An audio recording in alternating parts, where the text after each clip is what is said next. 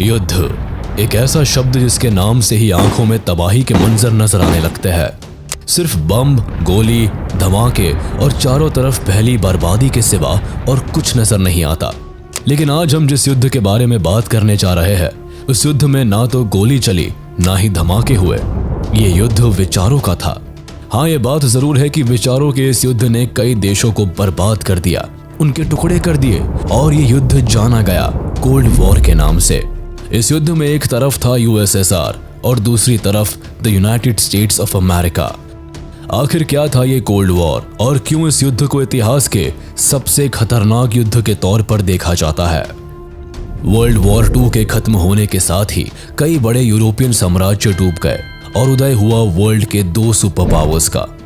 इनमें से एक था यूएसएसआर और दूसरा the United states of America. भले ही विश्व युद्ध के दौरान दोनों देश एलाइज रहे हो, लेकिन युद्ध समाप्ति के तुरंत बाद इन दोनों देशों के बीच एक नया युद्ध ठन गया था। ये युद्ध था विचारों का और इकोनॉमिक पॉलिसीज का। एक तरफ यूएसएसआर पूरी दुनिया में कम्युनिज्म को बढ़ावा देना चाहता था, वहीं दूसरी ओर अमेरिका का एकमात्र मकसद था कि कैपिटलिज्म का बोलबाला विश्व के हर देश में हो। इन दोनों देशों के इस आपसी रंजिश में इनका अपना तो कुछ खास नहीं गया, लेकिन एशिया समेत विश्व के कई देशों को इस वॉर का खामियाजा भुगतना पड़ा। इस युद्ध में कभी भी अमेरिका और यूएसएसआर एक दूसरे के खिलाफ हथियार लेकर युद्ध में आमने सामने नहीं उतरे, लेकिन विचारों के युद्ध की वजह से इस युद्ध को कोल्ड वॉर का नाम दिया गया। 1930 में जोसेफ स्टालिन ने यूएसएसआर की सत्ता अपने हाथ में ले लिया। इसके बाद नवंबर 1933 में American president Franklin D Roosevelt ने सोवियत के साथ अपने रिश्तों को सही करना चाहा, जिसके लिए उन्होंने एम्बेसडर विलियम ब्यूलेट को मॉस्को भेजा। लेकिन उनका ये एक्सपीरियंस मॉस्को को लेकर अच्छा नहीं रहा, जिसके बाद यूएस और सोवियत के रिश्तों में दरार कायम हो गया। इसी समय में यूएसएसआर कई देशों पर लगातार इन्वेजन करते हुए अपनी टेरिटरी को बढ़ा रहा था और साथ ही साथ अपने फोर्सेस को स्ट्रॉन्ग कर रहा था, जिसकी वजह से यूएस को सोवियत से खतरा महसूस होने लगा। 1940 सेकेंड वर्ल्ड वॉर का समय चल रहा था और इस वक्त 3 सबसे ताकतवर देश यूएस, ब्रिटेन और यूएसएसआर ने एक अलायंस बनाई, जिसके कारण हिटलर को हार का सामना करना पड़ा। 1945 में वॉर खत्म होने के बाद अलायंस अभी भी मौजूद थी, पर अमेरिकन प्रेसिडेंट हैरी ट्रूमैन ने सोवियत प्रीमियर जोसेफ स्टालिन को कॉन्फ्रेंस से बेखबर रखते हुए लोगों के बीच एक न्यूज शेयर की, जहां उन्होंने न्यूक्लियर वेपन्स के सक्सेसफुल टेस्टिंग की अनाउंसमेंट की। कुछ हफ्तों के अंदर अगस्त 1945 में यूएस ने जापान के 2 शहर हिरोशिमा और नागासाकी पर एटॉमिक बॉम्ब गिराए और जापान को हार मानना पड़ा। स्टालिन को अमेरिका के एटॉमिक प्रोजेक्ट की जानकारी पहले से ही थी, इसलिए जब उसने सुना कि हिरोशिमा पर एटम बॉम्ब गिराया गया है, तो उसने इस न्यूज पर बहुत एहतियात बरतते हुए रिएक्ट किया। स्टालिन ने यूएस के एटॉमिक बॉम्बिंग पर रिएक्ट करते हुए इसे मानवता के खिलाफ बताया था। उसका ये भी कहना था कि अब अमेरिका अपने एटम बॉम्ब का प्रयोग यूएसएसआर के खिलाफ भी करेगा। हालांकि उनका ये डर वाजिब भी था, क्योंकि यूएस के पास अब एटॉमिक बॉम्ब था, जिससे सोवियत को यह डर हो गया कि यूएस इस बात का एडवांटेज जरूर उठाएगा। इसीलिए अब यूएसएसआर भी अपना एटॉमिक बॉम्ब बनाने की जद्दोजहद में जुड़ गया और फाइनली 1949 में अपना पहला एटॉमिक बॉम्ब की टेस्टिंग भी कर ली। लगातार हुए 2 विश्व युद्ध के कारण दुनिया भर के सारे देशों की हालत काफी खराब थी। ऐसे में अमेरिका और सोवियत दुनिया के सबसे ताकतवर देश बनकर सामने आए। इसके बाद दोनों में सबसे ताकतवर बनने की होड़ शुरू हुई और साथ ही शुरू हो गया कोल्ड वॉर। इतना ही नहीं, 1945 में हुए पॉट्सडैम कॉन्फ्रेंस के दौरान पोलैंड के बाउंड्री को लेकर सोवियत नाराज था, जो कोल्ड वॉर के कई कारणों में से एक बना। कम्युनिज्म आइडियोलॉजी को पूरे दुनिया भर में फैलने से रोकने पर उठाए जा रहे अमेरिका के कदम को लेकर Soviet union leader Joseph Stalin ने इसे आने वाले वॉर का इशारा समझा। जैसा कि अमेरिकन प्रेसिडेंट ट्रूमैन ने ऑलरेडी मार्शल प्लान को बनाकर दुनिया के सभी देशों को कम्युनिज्म से बचाने का प्लेज ले लिया था, वैसे ही यूएसएसआर ने भी द कॉमन फॉर्म को पेश करके अमेरिकन डॉलर इकोनॉमिक सिस्टम को क्रिटिसाइज किया और कम्युनिस्ट कंट्रीज को कैपिटलिज्म से बचाने के लिए अपना सपोर्ट दिखाया। इतना ही नहीं, अमेरिका के बढ़ते इन्फ्लुएंस के चलते यूएसएसआर ने यूरोप को पॉलिटिकल बाउंड्री में बांट दिया और इसका नाम रखा आयरन कर्टेन। ये दीवार यूरोप को सीधे दो भागों में बांटती थी। एक तरफ था यूएसएसआर सपोर्टेड ईस्टर्न यूरोप और दूसरी तरफ था वेस्टर्न यूरोप जो कि कैपिटलिज्म से इन्फ्लुएंस था। इसी दौरान बर्लिन वॉल भी बनाया गया था, जिसके टूटने के बाद इसे कोल्ड वॉर के मेमोरियल के तौर पर देखा जाता है। इस लड़ाई के दौरान दोनों में से किसी देश ने भी दूसरे के खिलाफ डायरेक्ट वॉर घोषित नहीं किया, क्योंकि वो अच्छे से जानते थे कि दोनों के पास एटॉमिक बॉम्ब की क्षमता थी, जिससे वो एक दूसरे को काफी ज्यादा नुकसान पहुंचा सकते थे। इसी वजह से ये पहली युद्ध बनी जहां वेपन्स का इस्तेमाल बेहद कम देखने को मिला।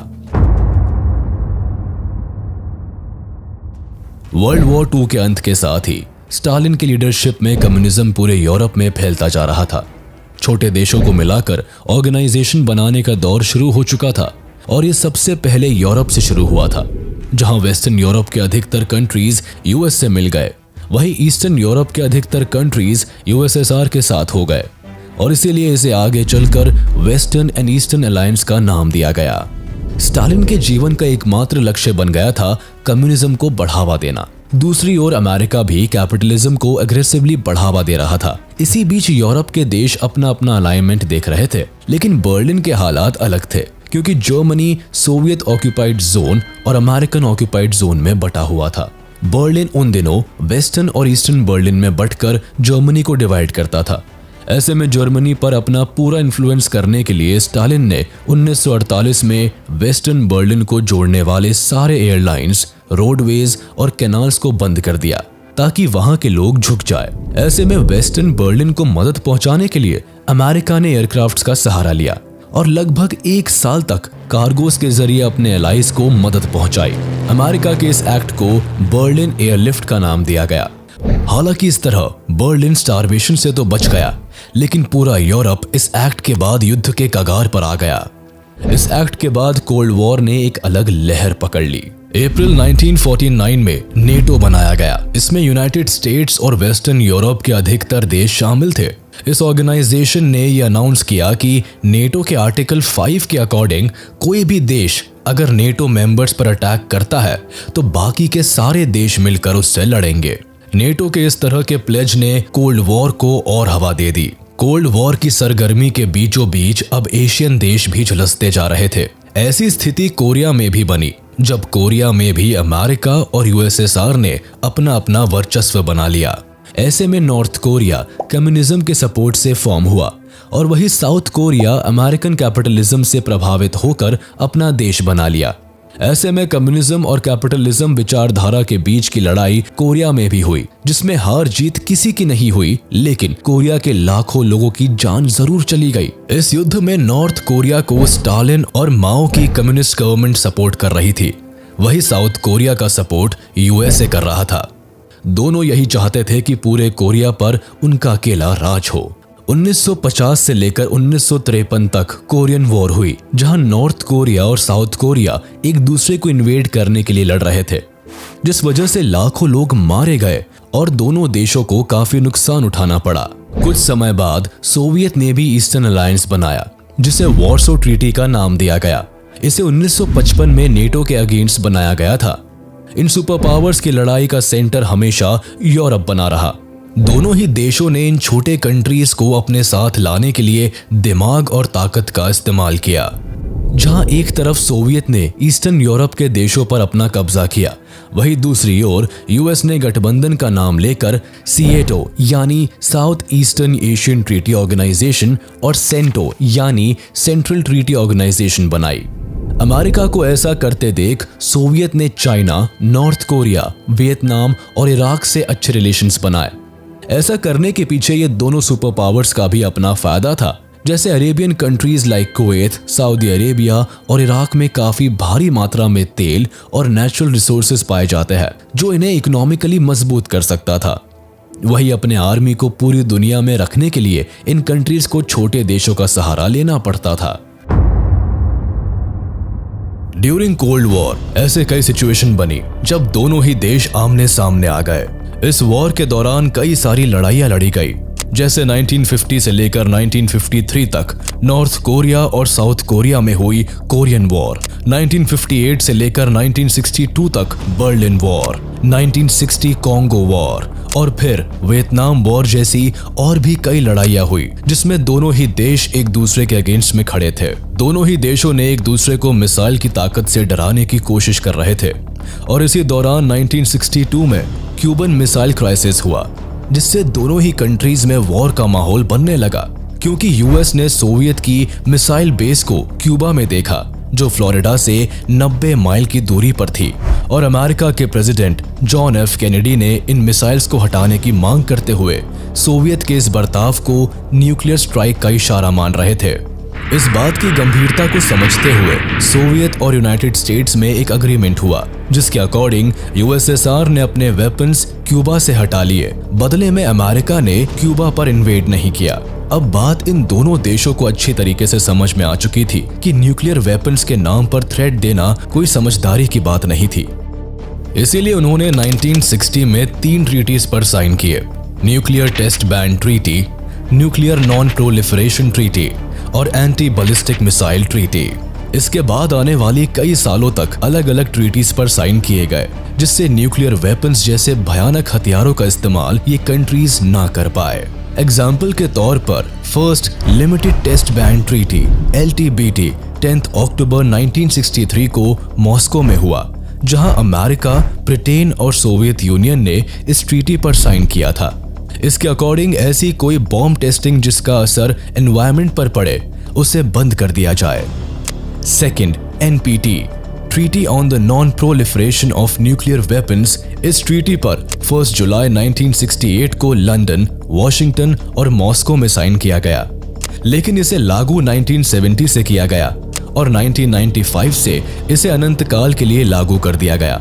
इस ट्रीटी के मुताबिक वो सारे देश जो 1 जनवरी 1967 से पहले परमाणु हथियार रख रहे थे, जैसे United states, Soviet union, Britain, France और चाइना, इन्हें एटॉमिक वेपन्स रखने की इजाजत देता है और बाकी देशों को इन वेपन्स को हासिल करने से रोकता है।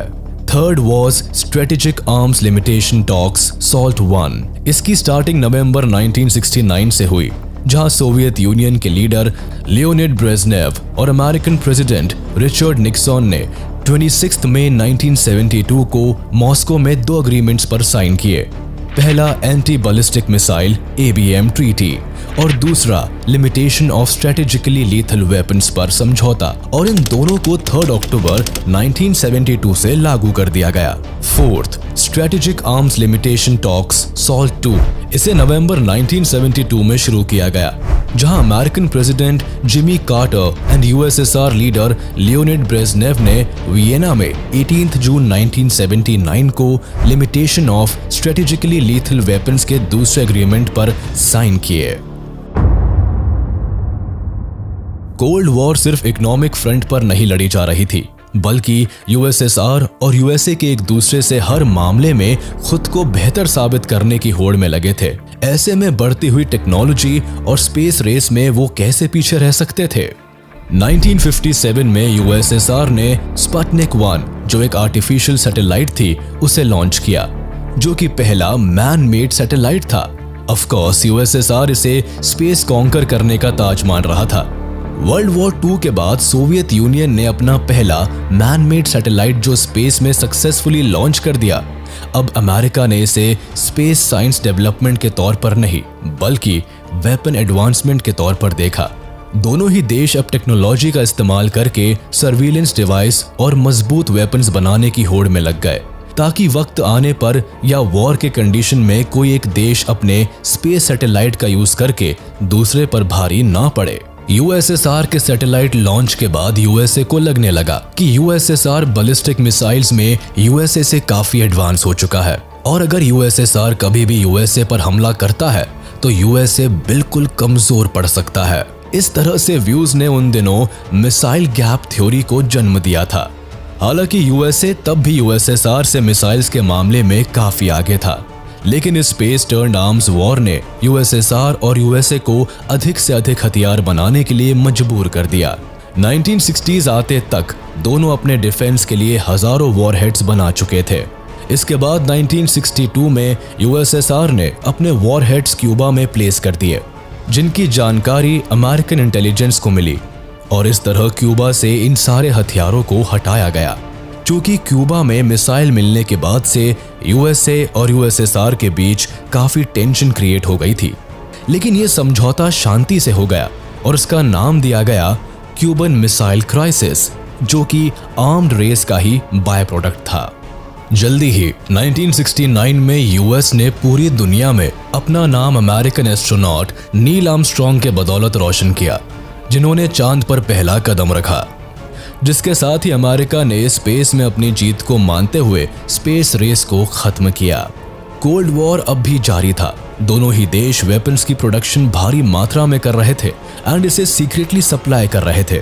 कहीं ना कहीं दोनों ही देशों के मन में ये डाउट अभी भी थी कि आने वाले समय में ये वॉर हथियारों से करनी पड़ सकती है, जिस वजह से 1980 तक दोनों देशों में न्यूक्लियर वेपन्स की गिनती हजारों में हो गई। जहां यूनाइटेड स्टेट्स के पास करीबन 23,000 न्यूक्लियर हथियार थे, वहीं यूएसएसआर के पास 39,000 थे। इस कोल्ड वॉर के दौरान इंडिया ने भी बेहद इंपॉर्टेंट भूमिका निभाई। नॉन अलाइंड मूवमेंट के लीडर होने के नाते भारत ने कई न्यूली इंडिपेंडेंट कंट्रीज को सुपर पावर्स के हाथों में जाने से रोका और खुद को भी दोनों देशों के विवाद से दूर रखा। इंडिया ने अपने डिप्लोमैट्स और मिनिस्टर्स का इस्तेमाल इस वॉर के समय सिचुएशन को नॉर्मल करने के लिए मीडिएटर के रूप में काम किया, जिसका एक एग्जाम्पल 1950 में हुए कोरियन वॉर के दौरान देखा गया। इस वॉर का पहला असर बायपोलैरिटी के फेस में देखने को मिला, जहां दुनिया भर के कई देश दो हिस्सों में बट गए। एक हिस्सा कैपिटलिस्ट अमेरिका का था, वहीं दूसरा हिस्सा कम्युनिस्ट यूएसएसआर का। दूसरा असर ये हुआ कि कई कंट्रीज को बाकी देशों पर भरोसा नहीं था। सेकेंड वर्ल्ड वॉर खत्म हो चुका था, लेकिन अभी भी पूरी दुनिया में शांति आई नहीं थी। लगातार कोल्ड वॉर के बढ़ते असर से दुनिया के अलग अलग हिस्सों में युद्ध होते रहे, जैसे कोरियन वॉर और वियतनाम वॉर। तीसरा था आर्म्स रेस एंड मिलिटराइजेशन।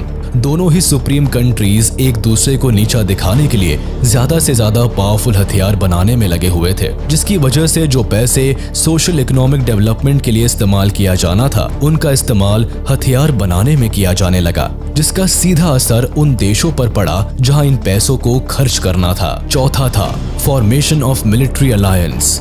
दोनों ही देशों ने मिलकर कई छोटे कंट्रीज के साथ ऑर्गेनाइजेशंस बनाए, जिसका बस एक ही एम था कि अगर ऑपोजिट ऑर्गेनाइजेशन का कोई भी देश इनमें से किसी भी एक देश पर हमला करता है तो उसे पूरे ऑर्गेनाइजेशन पर हमला माना जाएगा। ऐसे में यूएस ने बनाया नेटो, सीएटो जैसे कई ग्रुप्स। वही यूएसएसआर ने वार्सो पैक्ट रेडी किया, जिसमें Albania, Bulgaria, Hungary, Poland, Czechoslovakia जैसे और भी कई देश थे। पांचवा था रैपिड डीकोलोनाइजेशन, जिसके मुताबिक सोवियत ने उन सारे देशों को मदद की जिन्हें वेस्टर्न कंट्रीज ने अपना गुलाम बना रखा था, और रशिया के मदद से कई थर्ड वर्ल्ड कंट्रीज को आजादी मिली। इतना ही नहीं, इसके बाद इन देशों को यूएसएसआर और अमेरिका ने मदद के हाथ आगे बढ़ाए और अपनी ओर से इन कंट्रीज को कुछ ऑफर भी दिए, जैसे अपने मिलिट्री फोर्सेस को देना, अपने इकोनॉमिक सिस्टम का हिस्सा बनना और यूनाइटेड नेशंस में सपोर्ट करना। छठा और अंतिम था impact on the decision of United Nations. इस वॉर के दौरान यूनाइटेड नेशंस ने कोई भी फैसला मेरिट के दम पर ना लेते हुए दोनों सुप्रीम पावर के इशारे पर लिया करता था, जिस वजह से ये दोनों देश अपने फायदे के अकॉर्डिंग डिसीजंस लिया करते थे।